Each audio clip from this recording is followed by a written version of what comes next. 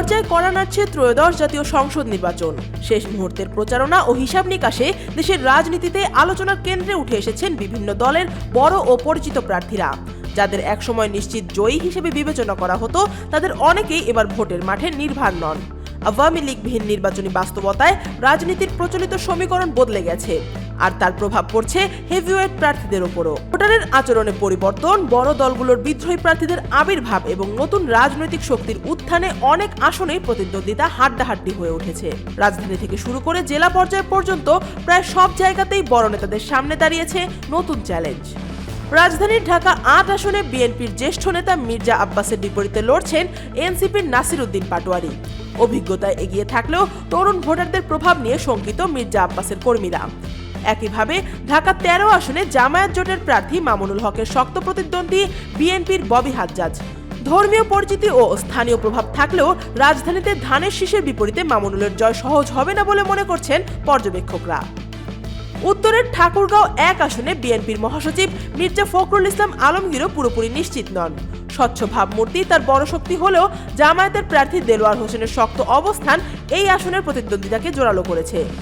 সিরাজগঞ্জ ২ আসনে বিএনপির ইকবাল হাসান মাহমুদ টুকুর বিপরীতে জামায়াতের মোহাম্মদ জাহিদুল ইসলামের সঙ্গে ভোটের লড়াই হাড্ডাহাড্ডি হতে পারে বলে স্থানীয়দের ধারণা।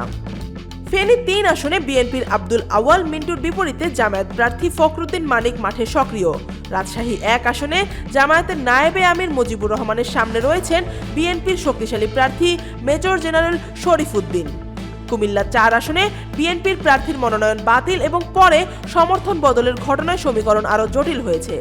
পটুয়াখালী ৩ আসনে গণ অধিকার পরিষদের নুরুল হক নুরুকে লড়তে হচ্ছে বিএনপি থেকে বহিষ্কৃত বিদ্রোহী প্রার্থীর বিরুদ্ধে। এতে ভোট ভাগ হয়ে যাওয়ার আশঙ্কা তৈরি হয়েছে। একই চিত্র ঝিনাইদহ ৪ আসনে, যেখানে বিএনপির রাশেদ খানকে চ্যালেঞ্জ ছুড়ে দিয়েছেন বিদ্রোহী প্রার্থী ও জামায়াতের শক্ত অবস্থান। পঞ্চগড় ১ আসনে এনসিপি নেতা সার্জিস আলমের সামনে বিএনপির শক্ত প্রার্থী ব্যারিস্টার নওশাদ জমির। ফেনী ২ আসনে এবি পার্টির মুজিবুর রহমান মঞ্জুর জন্য বিএনপির অভ্যন্তরীণ কোন্দল কিছুটা সুবিধা এনে দিতে পারে। ব্রাহ্মণবাড়িয়ার ২ আসনে বিদ্রোহী প্রার্থী ও অপরিচিত প্রতীকের কারণে বিএনপি জোটের প্রার্থীরা চাপের মুখে রয়েছেন।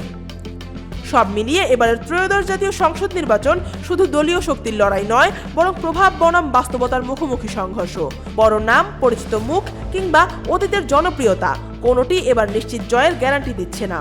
ভোটের রায়ে নির্ধারিত হবে কারা টিকে থাকবেন আর কারা হারিয়ে যাবেন এই বদলে যাওয়ার রাজনৈতিক সমীকরণে। আফিয়া আক্তার, ঢাকা ওয়াচ।